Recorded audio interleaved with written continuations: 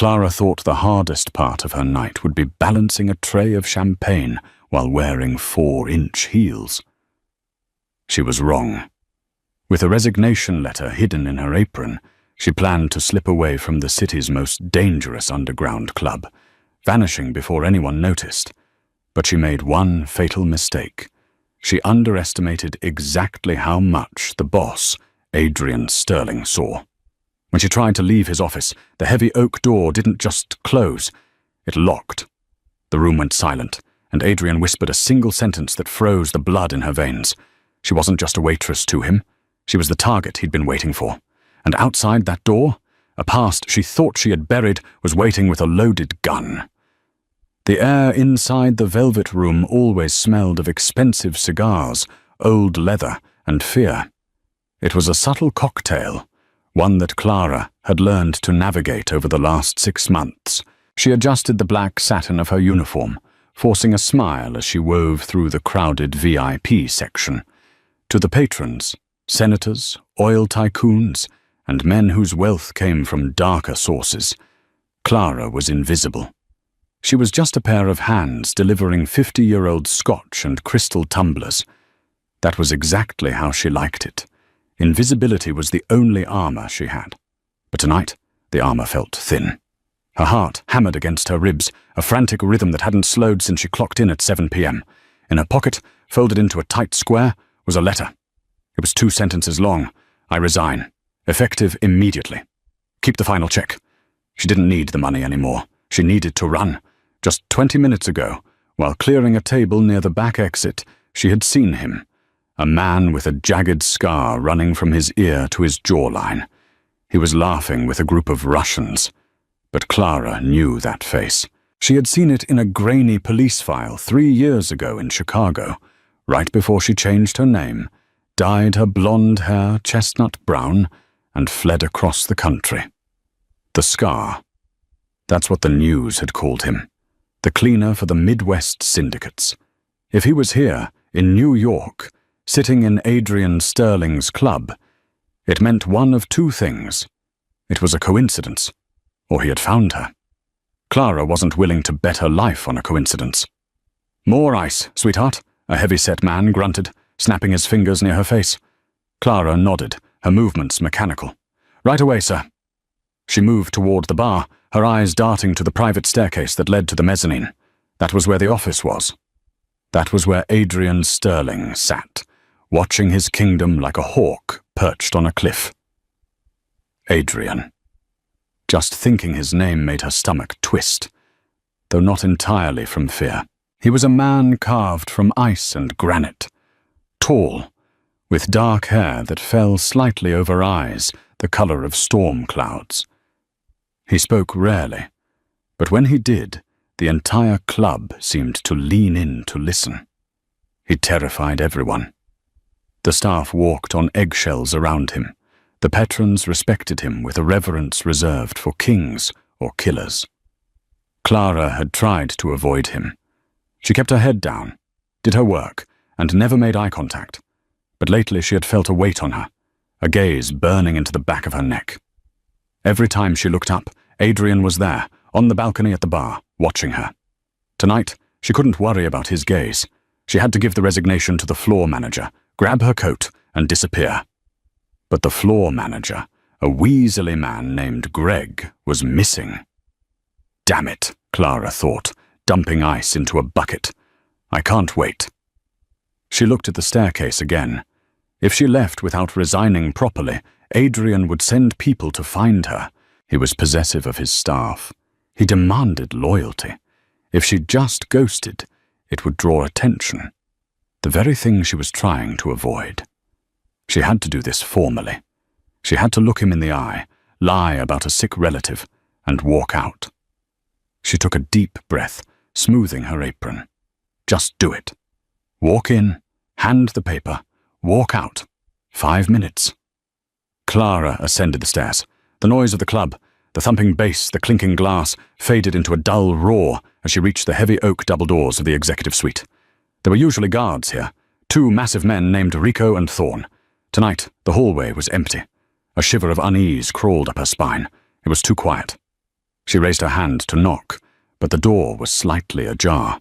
Through the crack, she could see the silhouette of a man standing by the floor-to-ceiling window, looking down at the chaotic street below. She knocked softly. "Mr. Sterling?" The figure didn't flinch. "Enter." His voice was a low baritone, smooth but carrying an edge of command that made her legs feel heavy. Clara pushed the door open and stepped onto the plush Persian rug.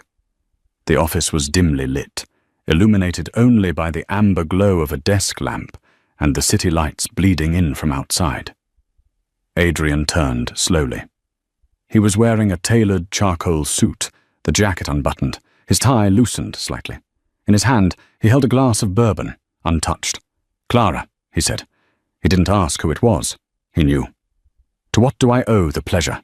You're supposed to be on the floor." I know, sir," Clara stammered. She reached into a pocket and pulled out the crumpled note. Her fingers felt numb. "I need to talk to you. Briefly." Adrian took a sip of his drink, his grey eyes locking onto hers.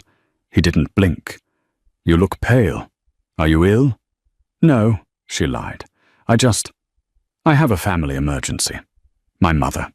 She's sick. In Ohio." Adrian tilted his head slightly, a shark sensing blood in the water. "Ohio. I didn't know you had family in Ohio. Your employment file says you have no living relatives." Clara froze. She had forgotten the lie she put on her application. "It's a distant aunt. She raised me. Look, Mr. Sterling, I have to go. Tonight. Right now." She stepped forward and placed the note on his mahogany desk. It looked pathetic there, a scrap of paper against the expanse of his power. "I'm resigning," she said, her voice gaining a fraction of strength. "I'm sorry for the short notice, but I can't stay." Adrian looked at the paper, then back at her. He didn't pick it up. He didn't look angry. He looked amused? No, not amused. Intense. Predatory. "You can't stay," he repeated, savouring the words. "No, sir. And you think you can just walk out of the velvet room at 11 p.m. on a Friday because you decided it's time to go? I'm a waitress, Mr. Sterling, not a soldier. People quit jobs every day." Adrian set his glass down on the desk with a sharp clink. "People quit jobs, Clara. They don't quit me." He began to walk around the desk. He moved with a lethal grace, like a panther circling a trapped deer. Clara instinctively took a step back, her hand reaching for the doorknob behind her. "I really have to go," she whispered, panic rising in her throat. She could practically feel the scar's presence downstairs. Every second she wasted here was a second the noose tightened. "Why the rush?" Adrian stopped 3 feet from her. He towered over her, his scent of sandalwood and expensive tobacco filling her senses. Is it the tips? The hours? Or is it the man sitting at table 4 with the scar on his face? Clara's breath hitched. The world seemed to tilt on its axis. He knew. "I don't know what you're talking about," she gasped, gripping the doorknob. "I just need to leave." "Open the door, then," Adrian said softly, crossing his arms. "Go ahead. Walk out." Clara turned the handle. It didn't budge. She twisted it harder, rattling the heavy wood. Locked. It had been open when she walked in, and she hadn't heard a click. It was an electronic lock, controlled from his desk. "Mr. Sterling, let me out," she said, her voice rising an octave. "No, this is illegal. You can't keep me here." "I can do whatever I want, Clara. I own the building. I own the block. And right now, unfortunately for you, I own the problem you brought into my house." Clara spun around, her back pressed against the locked door. Her heart was beating so hard it hurt her chest. The veneer of the shy waitress was gone. The survivor from Chicago was surfacing, desperate and cornered. "I didn't bring anything," she hissed. "I'm just a waitress. If you know who that man is downstairs, then you know I'm not safe here. And neither are you." Adrian laughed. It was a dark, dry sound devoid of humor. He stepped closer, invading her personal space until she had to tilt her head back to look him in the eye. Up close, he was devastatingly handsome, but the intensity in his gaze was terrifying. "You think a low-level hitman from the Midwest threatens me?" Adrian asked, his voice low. "You think I'm afraid of the scar?" "He killed 3 people in a diner in broad daylight," Clara snapped. "He's a psychopath." "He's a tool," Adrian corrected. "A blunt instrument used by clumsy men. But that begs the question, Clara. Or should I call you Julianne?" Clara felt the blood drain from her face. She stopped breathing. Julianne. That was her real name, the name of the daughter of the district attorney who had tried to take down the Chicago mob 3 years ago. The district attorney who had died in a car accident. "Who are you?" she whispered, her hands trembling uncontrollably. "I'm the man who's been watching you for 6 months, Adrian said. He reached out, his hand hovering near her face. For a second she flinched, expecting a strike, but he merely tucked a loose strand of hair behind her ear. His fingers were warm, his touch startlingly gentle against the violence of his words. "You thought you were clever," he continued, "dyeing your hair, wearing contacts, working in a place where the noise drowns out the thoughts. But you made a mistake coming to New York. My city isn't a hiding place, it's a chessboard, and you, Julianne, are the queen everyone is trying to capture." "If you know who I am, then you know he's here to kill me," Clara cried, tears of frustration stinging her eyes. "Open the door. I have a car stashed 2 blocks away. I can disappear. I've done it before." Adrian slammed his hand against the doorframe next to her head. The sound cracked through the room like a gunshot. Clara gasped, shrinking away. "You aren't listening," he growled, his face inches from hers. "Do you think you walked into this office to quit? You think you have a choice?" He leaned in, his lips brushing against her ear, sending a shock wave of electricity down her spine. "You don't get to run, Clara, because the moment you walk out that door alone, you're a dead woman." He pulled back to look at her, his expression hard as stone. That man downstairs. He didn't just wander in for a drink. He's been tracking your credit card trail for weeks. He has 3 men covering the back exit and 2 at the front. Your stashed car is already being watched. If I unlock this door and let you leave, you won't make it to the street corner. Clara's legs gave out. She slid down the doorframe, crouching on the floor, burying her face in her hands. It was over. 3 years of running, sleeping with one eye open, living in cheap motels and working double shifts, all for nothing. They had found her. "Then I'm dead anyway," she sobbed into her hands. "If they're here, I'm dead." "Stand up," Adrian commanded. It wasn't a suggestion. Clara looked up at him through her tears. "I said, stand up." Slowly, shakily, she rose to her feet. "You are not dead," Adrian said, buttoning his suit jacket. He walked back to his desk and opened a drawer. He pulled out a heavy, matte black pistol and checked the chamber with a practiced, fluid motion. He slid the weapon into a holster beneath his jacket. "You are not dead, because you belong to me now." Clara blinked, confused. "What?" "I didn't hire you because you can balance a tray," Adrian said, checking his watch. "I hired you because I knew who your father was. I respected him. He was one of the few men in this country with a spine. When I heard his daughter was in the wind, I kept tabs. When you landed in New York, I gave you a job to keep you close, to keep an eye on you. You've been protecting me?" "Passively. Until tonight." Adrian walked over to a panel on the wall and pressed a button. A section of the bookshelf swung open, revealing a hidden elevator. "Now I have to do it actively." He extended a hand toward her. "Come with me." "Where?" Clara asked, looking at the dark opening of the hidden passage. "My penthouse. It's the only place in the city they can't touch." "And if I refuse?" Adrian's eyes darkened. "I wasn't asking for your permission, Clara. I'm telling you how you survive the night. The scar is downstairs. But he isn't the one calling the shots. He's working for the Ivanov family. And if the Ivanovs are moving on American soil, it means a war is starting. He took a step closer, his voice dropping to a dangerous whisper again. You walked into my office to quit your job as a waitress. Consider it accepted. Your new job is staying alive, and you start immediately. Suddenly, a loud crash echoed from downstairs. Gunfire, screams. The bass of the music cut out, replaced by the chaotic noise of a panic stampede. Clara jumped, grabbing Adrian's arm instinctively. They're early, Adrian cursed. He didn't look scared. He looked annoyed.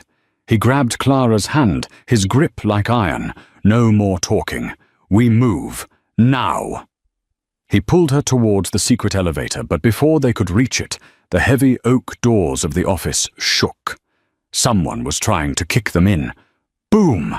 The wood splintered around the lock. Adrian! Clara screamed. Adrian shoved her behind him, drawing his gun. Get in the elevator, Clara. Go up to the penthouse and lock it from the inside. I'm not leaving you. Go, he roared, shoving her towards the opening. The office doors burst open. 2 men in tactical gear stormed in. Adrian fired twice, double taps to the chest, dropping them instantly. But behind them, stepping over the bodies with a sick grin on his face, was the Scar. He held a submachine gun, his eyes scanning the room until they landed on Clara. Hello, Julianne, the Scar rasped. Daddy sends his regards. Adrian stepped into the line of fire, shielding her completely. He didn't look back at her, but his voice was calm, deadly steady. Close the elevator, Clara. No. If you don't close it, I'll be distracted trying to save you, and we'll both die. Close it. Clara slammed her hand on the button. The bookshelf began to slide shut. The last thing she saw before the darkness swallowed her was Adrian Volkov, standing alone in the center of the room, raising his gun against a wall of enemies, fighting a war she had started. The elevator ride was a silent, suffocating ascent. There were no buttons, only a sleek panel that hummed with a low vibration as Clara, Julianne, shot upward, leaving the chaos of the velvet room 80 floors below. When the doors finally slid open, she wasn't greeted by a hallway, but by a sprawling expanse of glass and steel. Adrian's penthouse was less of a home and more of a fortress in the sky. The walls were floor-to-ceiling windows overlooking the Manhattan skyline, but the beauty of the view was lost on her. All she could think about was the man she had left behind in a room full of killers. "Adrian," she shouted, her voice echoing off the cold marble floors. Silence. She spun around, frantically searching for a button to send the elevator back down. There was nothing. A keypad on the wall glowed red. Locked. Damn it! She slammed her fist against the panel. Let me down! She paced the room, her waitress apron stained with a smear of blood. Not hers. It was from when she had grabbed Adrian's arm. Her hands shook uncontrollably. She felt like a trapped bird. She ran to the windows, looking down, but the street was just a blur of red and blue lights.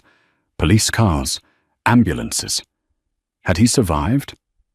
She spent what felt like hours, though it was likely only 20 minutes, curled up on a white leather sofa, her eyes glued to the elevator doors. She played out every worst-case scenario. She imagined the Scar walking through those doors. She imagined the police coming to arrest her. Then the elevator hummed. Clara scrambled to her feet, grabbing a heavy crystal decanter from a nearby bar cart. She held it like a club, her knuckles white. The doors slid open. Adrian Sterling stumbled out. He wasn't the composed, imperious king of the underworld anymore. His suit jacket was gone. His white dress shirt was soaked in crimson on the left side, shredded where a bullet had grazed him. He was breathing hard, sweat matting his dark hair to his forehead. "Adrian!" Clara dropped the decanter on the carpet and ran to him. He looked up, his eyes hazy with pain, but still sharp with adrenaline. "Put the glass down, Clara. It's expensive." He tried to smirk, but it turned into a grimace as he collapsed onto one knee.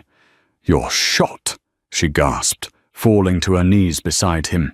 She hovered her hands over the wound, terrified to touch it. "We need an ambulance. I'm calling 911. "No!"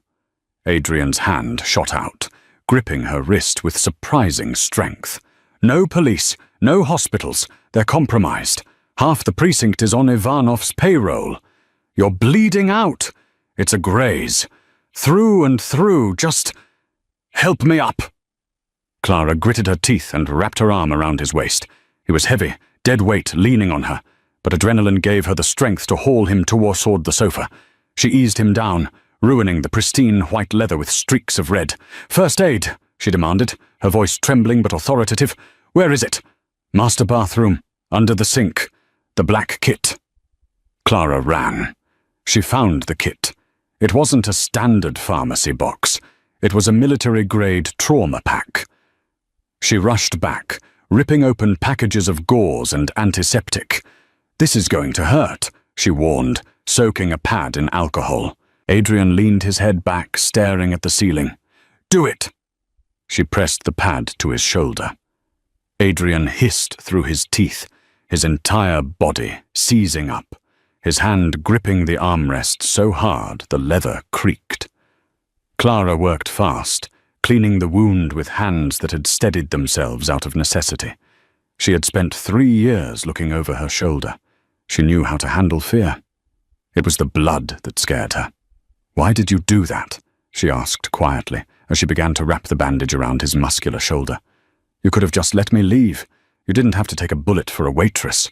Adrian opened his eyes. They were dark, unfathomable pools. "I told you, you aren't just a waitress. You're an investment." "Is that all I am? An asset?" Clara tied the bandage tight, making him wince. "You're the daughter of Arthur Vance," Adrian said, his voice raspy.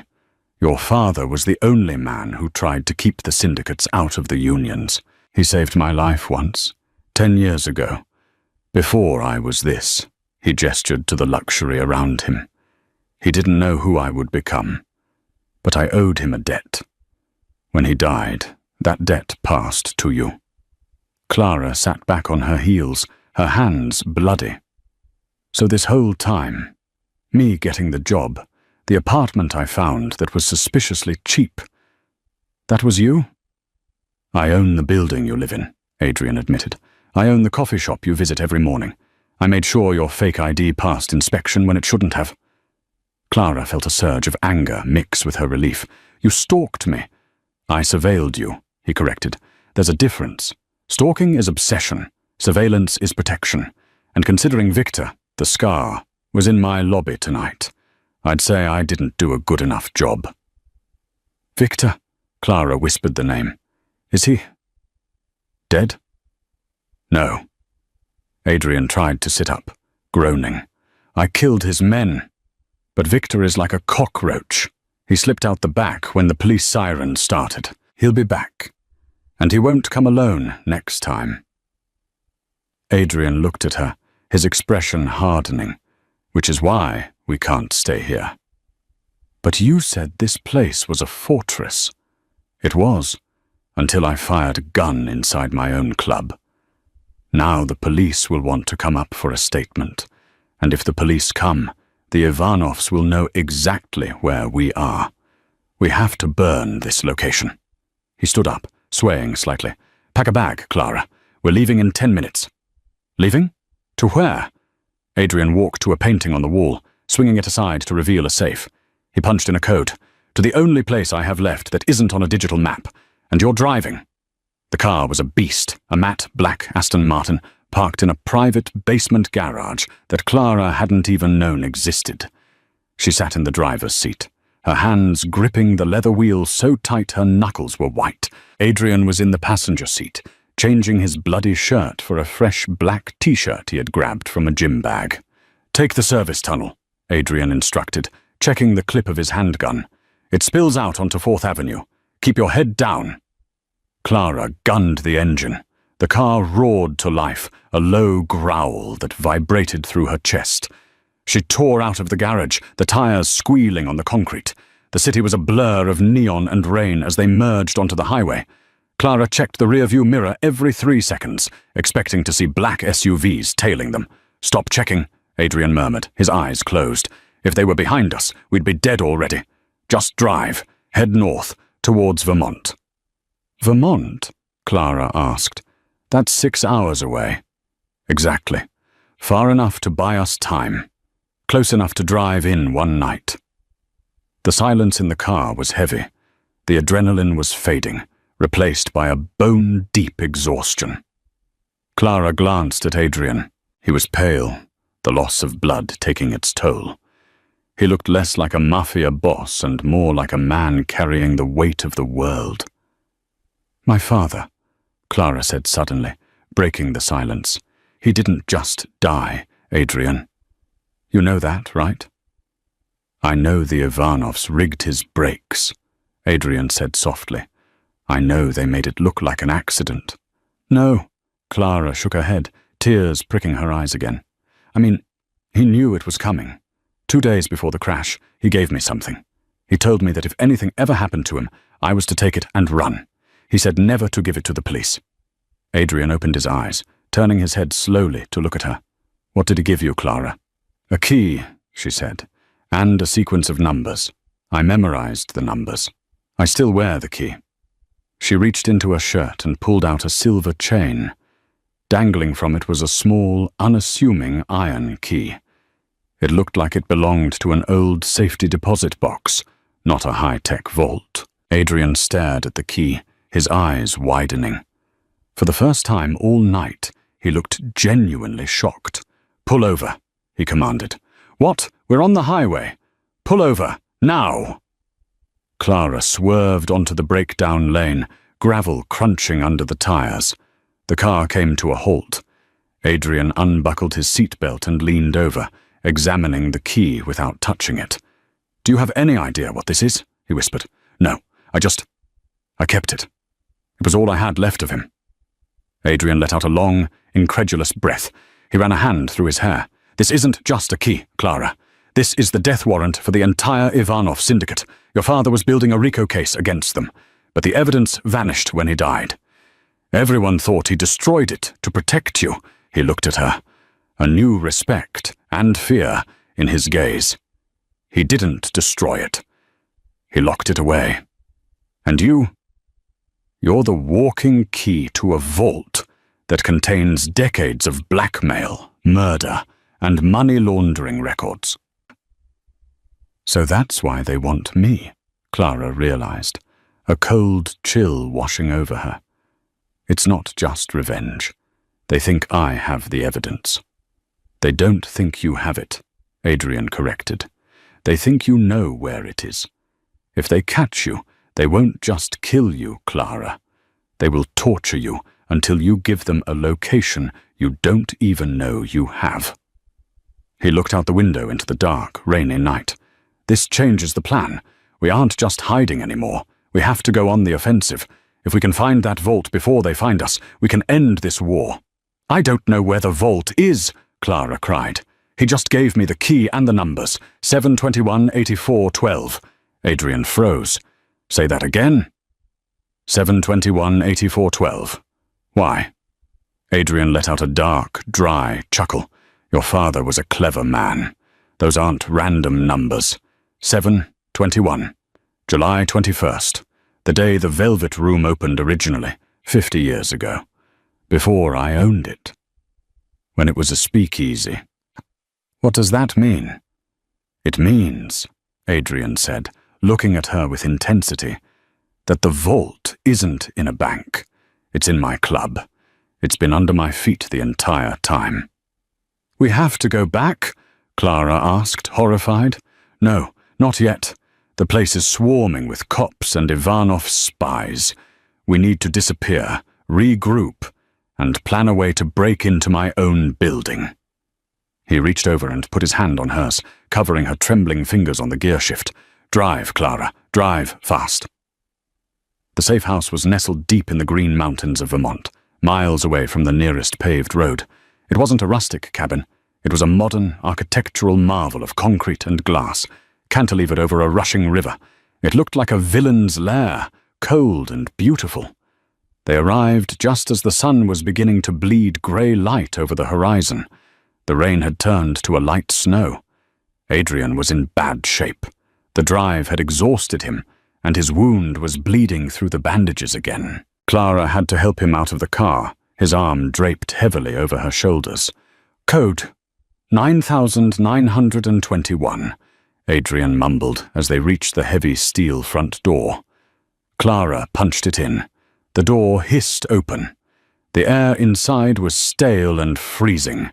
"Heating, automatic," Adrian slurred, stumbling toward a massive grey couch in the center of the living room. He collapsed onto it, his face grey. "Adrian," Clara rushed to him, checking his forehead. He was burning up. "You have a fever. The wound might be infected." "I'm fine," he muttered, trying to push her away, but his strength was gone. "Just lock the door. Check the perimeter sensors." "I locked it," Clara said softly. "You need to rest. I'm going to find some antibiotics and water." For the next 6 hours, Clara wasn't a waitress or a fugitive. She was a nurse. She found a well-stocked medical cabinet in the bathroom. She forced Adrian to take antibiotics and painkillers, stripped off his bloody shirt, and cleaned the wound again. When he finally fell into a restless sleep, Clara wandered the house. It was devoid of personality. No pictures, no books, just expensive furniture and silence. It made her sad. It was the house of a man who expected to leave nothing behind.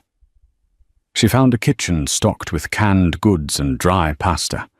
She made a simple soup, the smell of broth filling the sterile space. When she returned to the living room, Adrian was awake. He was sitting up, staring out the floor-to-ceiling window at the snowy forest. He had a gun resting on his lap. "You should be sleeping," Clara said, setting the bowl of soup on the coffee table. "I don't sleep well," he replied, his voice clearer but still rough. He looked at her, his eyes tracking her movement. "You have good hands. Steady." "I had to learn," Clara said, sitting on the opposite end of the couch. "When you live out of a suitcase, you learn to fix things yourself." "Tell me about it," Adrian said. "The last 3 years." "Why?"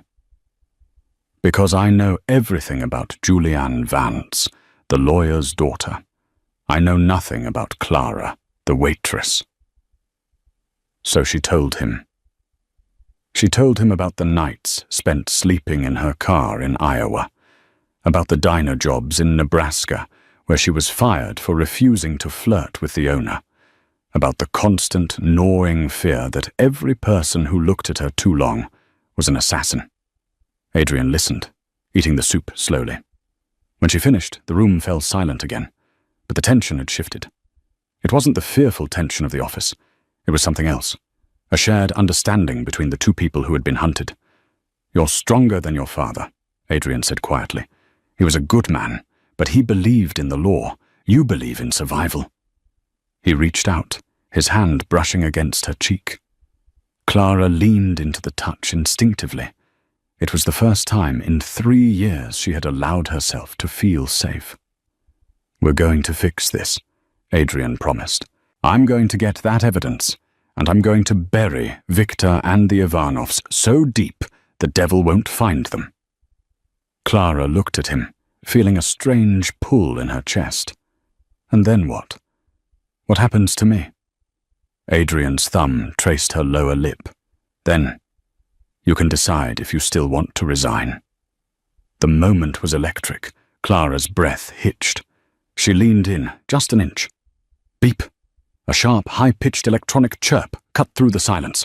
Adrian pulled back instantly, his eyes snapping to a panel on the wall. The digital display, which had been green, was now flashing a slow, rhythmic yellow. "What is that?" Clara asked, fear returning instantly. "Perimeter breach," Adrian said, his voice ice-cold. He grabbed the gun from his lap and stood up, ignoring the pain in his shoulder. "Someone just crossed the outer sensor line, 2 miles out." "How?" Clara stood up, backing away. "Nobody followed us. I checked." "They didn't follow the car," Adrian said, moving to the window and scanning the tree line. "They tracked a signal. "I don't have a phone. I threw it away." Adrian turned to her, his eyes scanning her up and down. "The key," he said. "Give me the key." Clara fumbled for the chain around her neck and handed it to him. Adrian held the iron key up to the light. He grabbed a heavier metal candlestick from the table and smashed the handle of the key. It cracked open. Inside the hollow iron stem was a tiny, microscopic chip. "A passive RFID," Adrian cursed, throwing the pieces onto the floor. "Your father didn't just hide the evidence. He made sure that if you ever moved the key, someone would know." "Who?" "The police," Adrian said. "But like I said, the police are compromised." Crack. The glass window next to Adrian's head shattered. Adrian tackled Clara onto the couch as a hail of bullets tore through the living room, shredding the expensive furniture and the silence of the woods. "Get down!" Adrian roared, returning fire blindly through the broken window. "They're here!" The beautiful glass house had become a cage of shrapnel. Bullets shredded the pristine walls, turning the view of the tranquil forest into a kaleidoscope of fracturing light and terror. "Stay down!" Adrian roared, firing 3 shots blindly through the window frame. He ducked back as a return volley decimated the couch where Clara had been sitting seconds ago. Clara crawled across the floor, her elbows scraping against the debris. "We can't stay here. They'll flank us." "The front door is the only exit," Adrian shouted over the deafening noise of automatic gunfire. He was reloading, his movement slightly slower than usual. The fresh bandage on his shoulder was already soaked through with bright red blood. He was running on adrenaline and willpower, but both were finite resources. "No, it's not," Clara yelled. She pointed toward the kitchen island. "The floor, the maintenance hatch for the plumbing. I saw it when I was looking for the pasta." Adrian looked at her, then at the kitchen. That drops into the crawl space under the cantilever. It's a 20-foot drop to the riverbank. "Better than a bullet to the head." Another window shattered, this one in the kitchen. A canister clattered onto the floor, spinning and hissing. "Gas!" Adrian barked. He didn't hesitate. He grabbed Clara's hand and lunged towards the kitchen. "Go, now!" He kicked the rug aside, revealing the outline of the hatch. He yanked the handle up. Below them was darkness and the roar of the river. "Jump!" Clara dropped into the void. She landed hard on frozen earth, rolling to absorb the impact. The air was biting cold, smelling of snow and damp soil. A second later, Adrian landed beside her, groaning as his injured shoulder took the jolt. Above them, the house was filling with tear gas. Through the slats of the cantilever, they could hear heavy boots crunching on glass. The hit squad had breached the front door. "They'll check the perimeter," Adrian whispered, pulling her up. "We have to cross the river. The water will hide our tracks." "The river?" Clara looked at the black, rushing water. It was halfway frozen, jagged sheets of ice clinging to the banks. "We'll freeze to death. If we stay on this side, we die. Move!" They slid down the muddy bank. Adrian went first, wading into the icy current. Clara followed. The cold was a physical blow, punching the air from her lungs. The water rose to her waist, numbing her legs instantly. They scrambled over slick rocks, slipping and fighting the current, using the noise of the rushing water to mask their movement. They reached the other side, shivering violently. Clara's teeth chattered so hard her jaw ached. Adrian wasn't looking good. His skin was the color of ash. "Keep moving," he stammered. "Logging road. 1/2 mile east." They ran through the dense tree line, the snow crunching under their sodden boots. Every snapping twig sounded like a gunshot.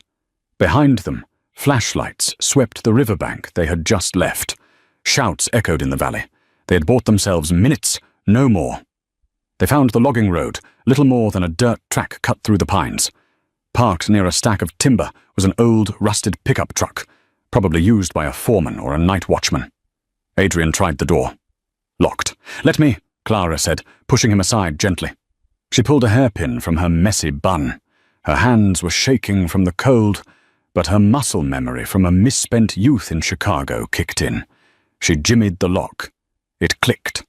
She opened the door and scrambled in, reaching under the steering column. "Hot wire," Adrian asked, leaning against the passenger door, his breathing shallow.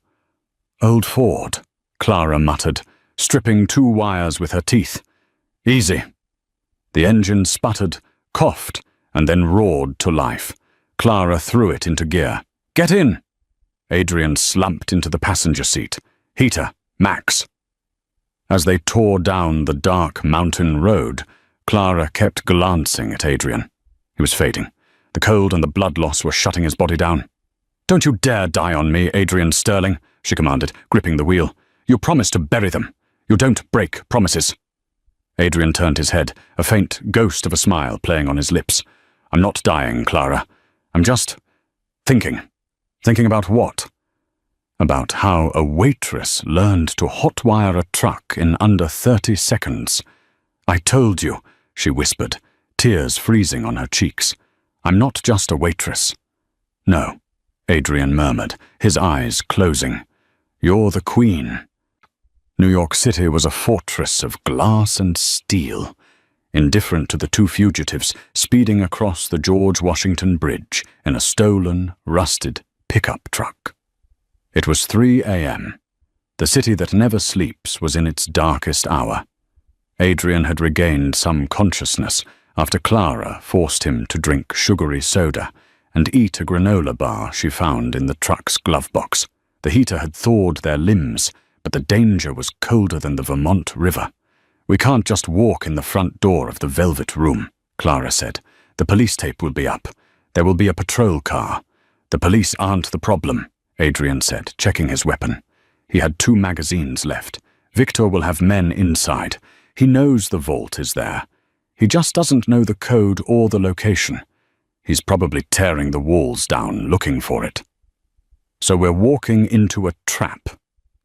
We're springing it, Adrian corrected. Park in the alley on 42nd. There's a coal chute that leads to the old boiler room. It connects to the wine cellar. They ditched the truck and moved through the shadows of the alley. The city air smelled of exhaust and garbage, a stark contrast to the pine of Vermont. But to Clara, it smelled like a battlefield. The coal chute was tight. Clara went first, sliding down into the soot-choked darkness. Adrian followed, landing with a heavy thud that made him wince. They navigated the labyrinth of the basement, moving past silent boilers and stacks of crates. They reached the wine cellars. Clara paused, her heart hammering. Above them, through the floorboards, she could hear footsteps, slow, deliberate. They're here, she mouthed. Adrian nodded. He signaled for her to stay behind him. They crept up the service stairs, emerging behind the bar in the main lounge. The club was a wreck. The fight from the night before, or was it 2 nights ago, had left tables overturned and glass shattered everywhere. But the destruction had continued. The walls had been smashed open with sledgehammers. The upholstery was ripped apart. Victor's men were looking for the vault. 2 guards stood near the main entrance, smoking. Adrian moved like a shadow. He came up behind the first one, striking him with the butt of his gun. Silent, efficient. The man crumpled. The second guard turned, but Adrian was already there, grabbing his throat and slamming him against the wall, choking him into unconsciousness before he could make a sound. Adrian looked back at Clara and pointed to the stairs leading to the office. The office. The place where this nightmare began. They moved up the stairs, avoiding the creaky steps Clara knew by heart from carrying heavy trays. The office doors were already broken, hanging off their hinges. Inside, the room was demolished. The bookshelves were torn down. The desk was overturned. Standing in the center of the ruin was Victor, the scar. He was shouting at a subordinate who was drilling into the wall safe. "It's not in the wall, you idiot!" Victor screamed, backhanding the man. "The tracker died in Vermont, but they came back here. Why? Because the leverage is here." "Maybe they aren't coming back," the subordinate whimpered. "He'll come," Victor growled. "Sterling is arrogant. And the girl is stupid." "The girl," a voice said from the doorway, "is holding a gun." Victor spun around. Clara stood in the doorway, holding the pistol she had taken from the unconscious guard downstairs. Her hands were shaking, but the barrel was pointed straight at Victor's chest. "Julianne," Victor smiled, spreading his arms. The jagged scar on his face twisted hideously. "You look terrible, sweetheart." "Rough night?" "Get away from the desk," Clara ordered. "Or what? You'll shoot me? You've never fired a gun in your life." "I have." Adrian's voice came from the shadows behind Clara. He stepped into the light, his own gun raised. "And I don't miss." Victor laughed. "Sterling, you look like you've lost a few pints. Can you even hold that steady?" "Steady enough to put a bullet between your eyes." "You could," Victor agreed. "But then you'd never know who hired me." "You think I'm the top of the food chain? The Ivanovs are just the muscle. The man who wants those files. He's the one who signs your liquor license. He's the one who controls the NYPD. I don't care who he is," Adrian said. "I'm going to bury him too." "Bold words," Victor snapped his fingers. From the shadows of the balcony, 3 more men emerged, weapons trained on Adrian and Clara. It was a standoff. 3 against 2, and Adrian was wounded.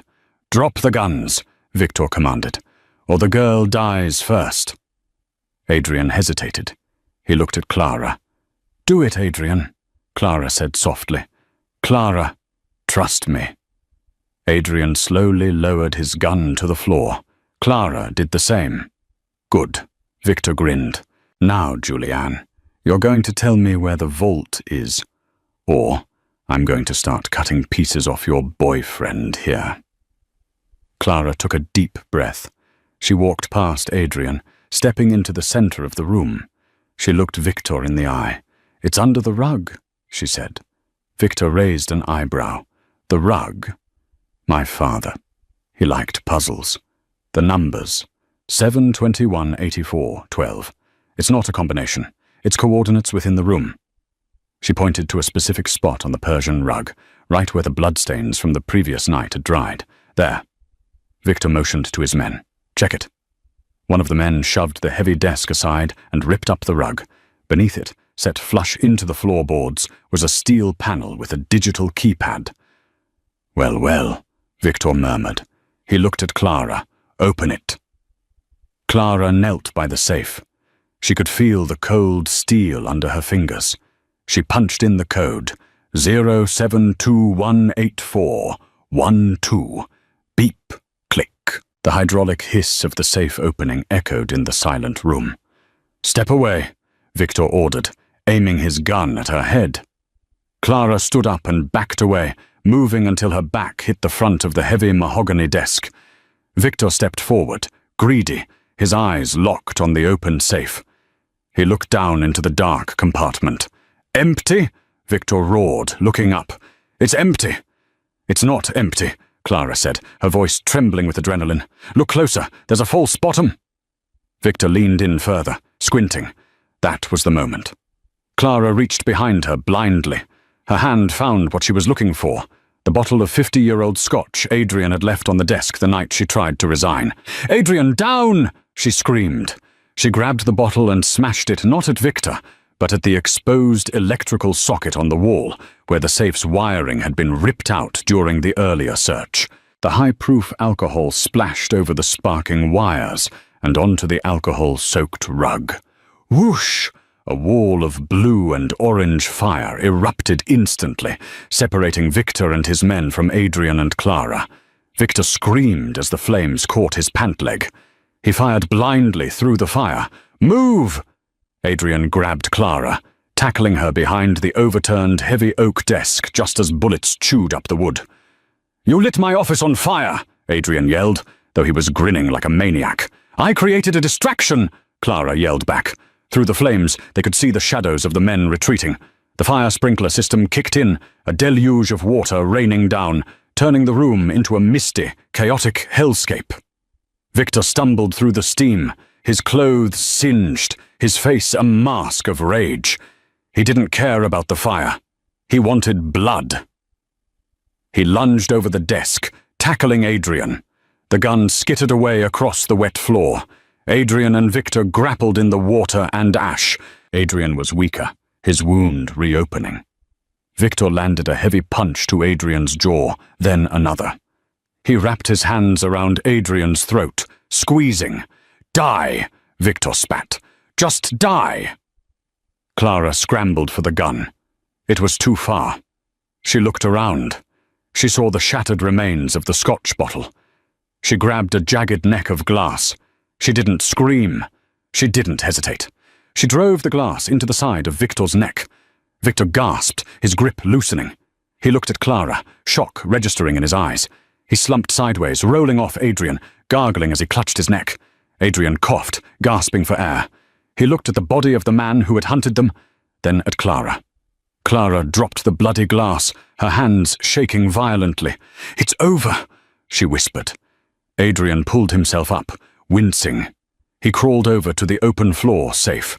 He reached in, not for a false bottom, but for a small, waterproof drive taped to the underside of the lid. He was looking in the hole, Adrian rasped, holding up the drive. He never looked at the lid. Sirens wailed outside. Real sirens. Dozens of them. "The police," Clara said, panic rising. "If they're compromised." Adrian stood up, swaying. He took Clara's hand, lacing his fingers through hers. He walked to the window, the drive clutched tight in his other hand. "Let them come," Adrian said, watching the flashing lights illuminate the rain.